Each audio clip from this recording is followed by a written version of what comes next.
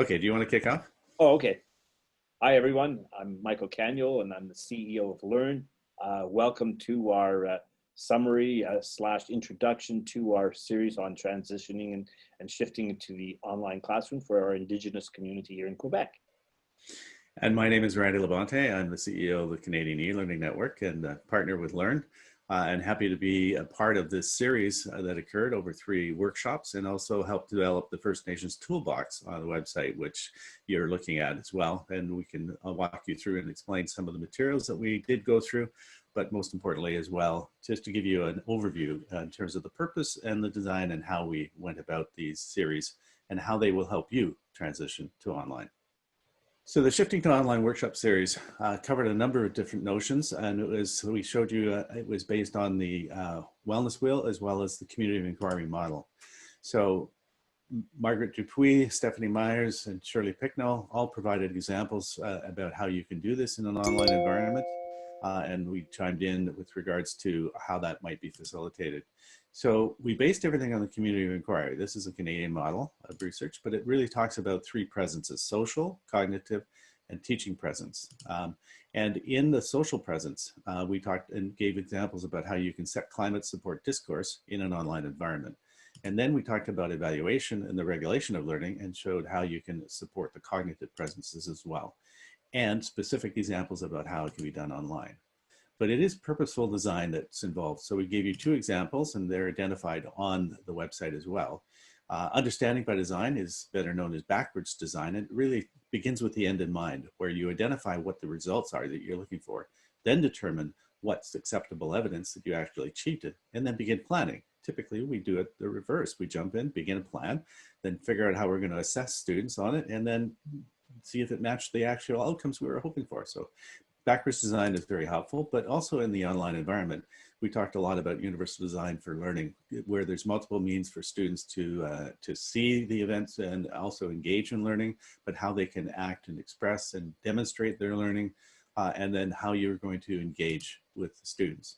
We put it into a timeline of school startup, but this can be working these steps at any point in time as you transition online.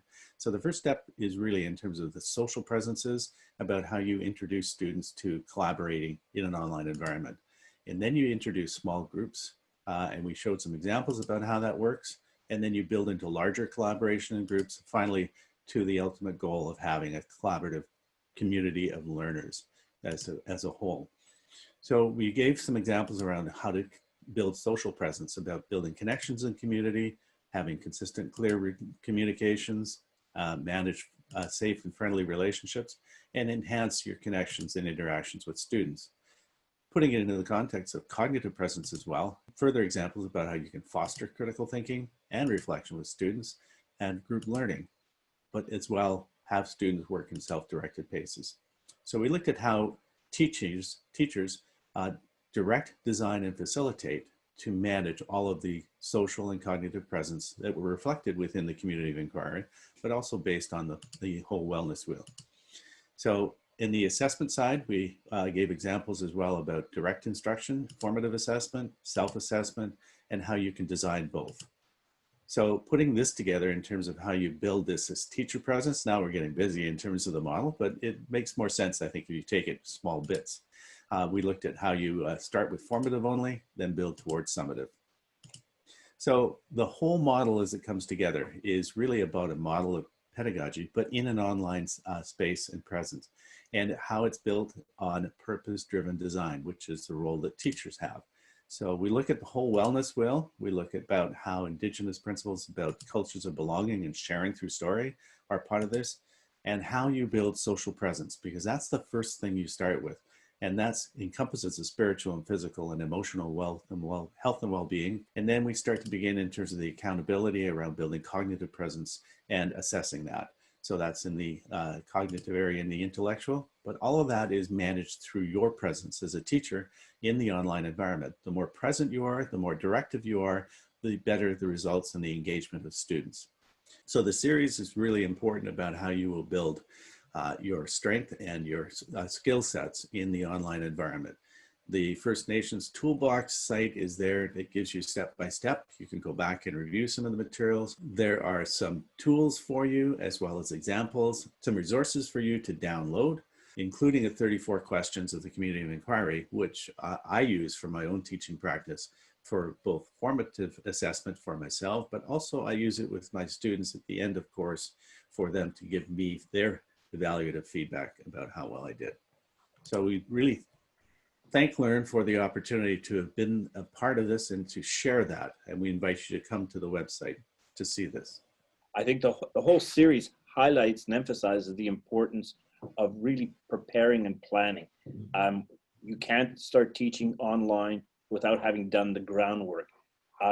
There's a plan, there's a way to structure everything, there's a way to organize it. This workshop gives you all of that. But in addition to that, there are a lot of very useful tools, a lot of practical advice that I think are important. Teachers are always looking, well, what can I bring to my classroom? What can I do today? We address a lot of that. We had questions from our audience that participated. And I think it's well worthwhile taking a look at these things. So it's practical and gives you a very good roadmap as to where to go and what to do. Exactly. I really invite you to take a look at the actual recordings of the presentations, and you can watch them at faster speed, or you can slow them down and pause them at the different places. The tools and supports and resources are all on the website as well. So we invite you to take a look at the recordings and to immerse yourself in how you can actually effectively teach online. Last point I wanted to make was that if you have any questions throughout all of this, please don't hesitate to reach out to Learn, and we'll be able to get back to you and hopefully help you out along the way. Great. Thank you, Michael.